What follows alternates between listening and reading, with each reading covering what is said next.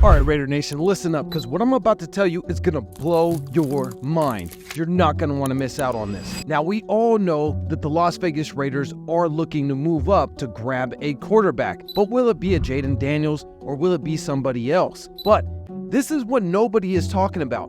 I have been pulling my hair out for 100 hours trying to figure out the best method for the Raiders to succeed in the 2024 NFL Draft, and I'm going to jump into it right now. But before we get to my crazy idea,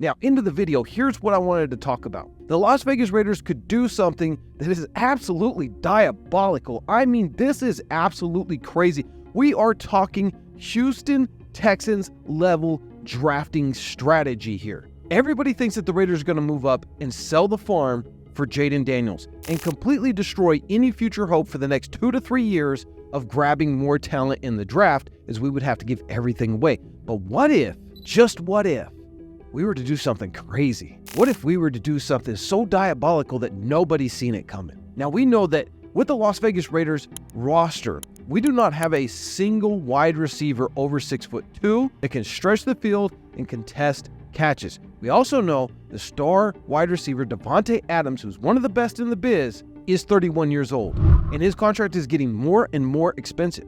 What if the Raiders were to do something so crazy as to go to the Arizona Cardinals at pick number 4 and offer Davante Adams in a trade? Now, this would hurt us with our salary cap because we'd take a big hit, but it would be worth it. Because hear me out. I know a lot of you are already jumping in the comments. Just wait. I want you to comment, but listen to me now.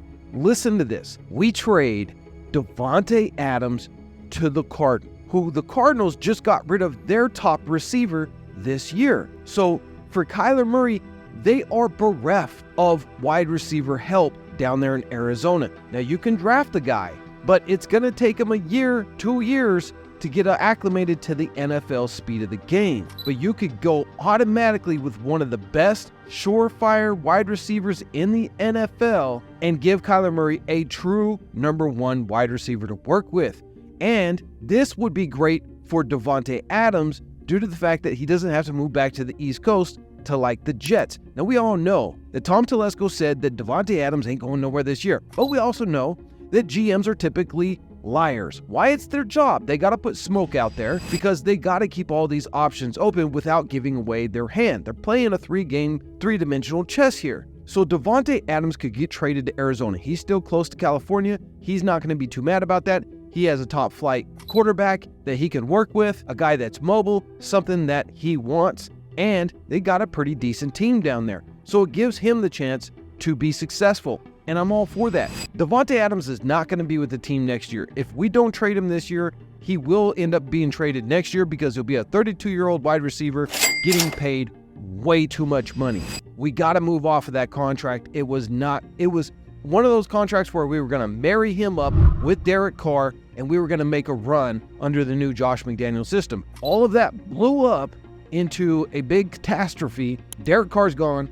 McDaniels is gone. Davante Adams, as much as I love him, we got to move off of him. So we trade him to Arizona. Now this is where it gets really genius. We trade him to Arizona, and then Arizona now, because they were going to take a wide receiver anyway, now they have a top flight wide receiver, so they give us that number 4 pick. In return, we give them Davante Adams, a 3rd-round pick this year, and a 2nd-round pick next year. That's a very good deal, right? So listen, now this is where you really get into the diabolical nature of what I'm proposing here. You then trade that number 4 pick back to Minnesota, who needs a quarterback and are very high on J.J. McCarthy. So we get their number 1 that they acquired through Cleveland, through Houston, weird trade that they did. So we get the number 11 pick, we have the number 13 pick, and we have the number 23 pick. 3 first-round draft picks in this year's draft. So at the number 11 pick, we grab Michael Pinnix Junior if he falls to us there. If not, maybe we have to pivot and kind of look at our options as to whether or not we even go quarterback, but we go to Michael Pinnix Junior if he's available. If he is, we snatch him up so that way we don't have to worry about any other team trying to grab him, particularly i.e. the Denver Broncos. And then we, at number 13, we grab Brian Thomas Jr. He is a 6'4", top flight wide receiver out of LSU. Great hands, stretches the field, and he goes up and gets those contested balls. The only thing that he really isn't, the top two is due to the fact that he played next to Malik Neighbors, who's getting all of the shine. This dude is absolutely phenomenal. He would be a steal in the first round, and the Raiders would have an instant replacement at a much cheaper price for the best wide receiver in the NFL, Davante Adams.